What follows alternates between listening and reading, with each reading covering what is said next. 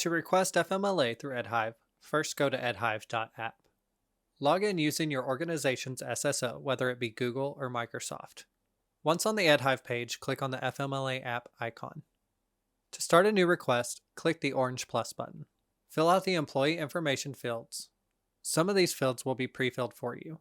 You'll need to fill in your job title, your telephone number, department, your supervisor, and your full-time, part-time, or temporary status. Once employee information is filled out, then select your reason for request. Click the drop-down arrow, and then select which reason you're requesting FMLA. Depending on which selection you use, will pop up a different box below. In the next box, either select a choice, or if it requires a date, click on the calendar icon and select the date that answers the question. Under requested leave period, click the drop-down arrow, select either continuous or intermittent, and then click on the calendar on absence to begin and end on. You'll click on the first day and then the last day of your absence. Then type in the anticipated length of absence in days. Select all of your organization's acknowledgments. All of these must be accepted to move on. Once everything is filled out, click Submit in the bottom right-hand corner. You'll be taken to a page that explains your employee rights under FMLA. You can download this page by clicking on the arrow icon in the bottom right-hand of the document. You can also scan this QR code to get more information on your rights. If you need to go back a step, you can click this arrow on the bottom center of the page to go back a step. Edit any fields that you need, and then click Submit again. Once you are done, click Confirm Employee Rights. You will now be able to see your FMLA request status. We will see it is in progress.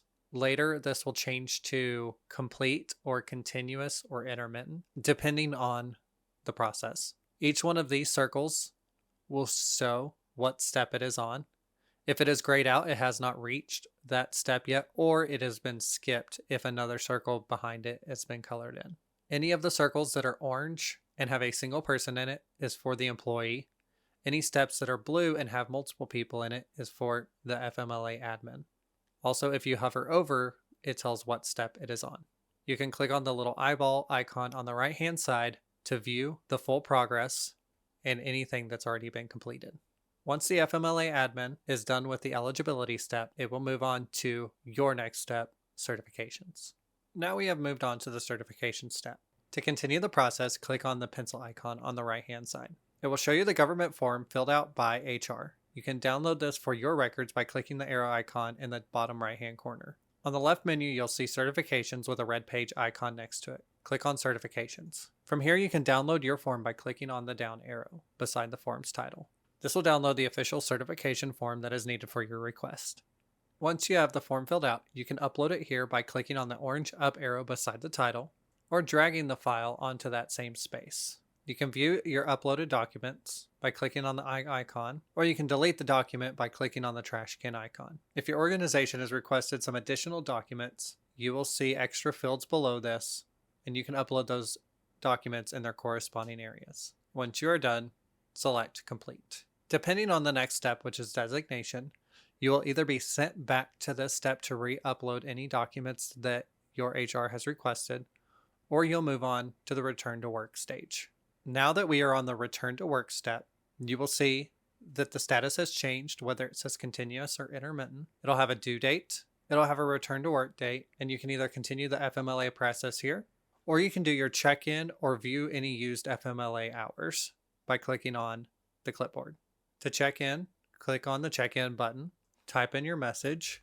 You may only create one check-in per day, and then click Save. Throughout that same day, you can go back and edit this message if needed. To continue your FMLA process and upload any return to work forms you need, click on the pencil icon. You'll once again see the government form that HR has filled out. You can download this form again by clicking the download icon. And you can also backtrack to any previous steps to see any steps that were completed. You'll now see a red icon next to Return to Work. And here you will upload any documents that your organization has requested from you. You can either click and drag onto each section, or you can click this orange up arrow and then select the files.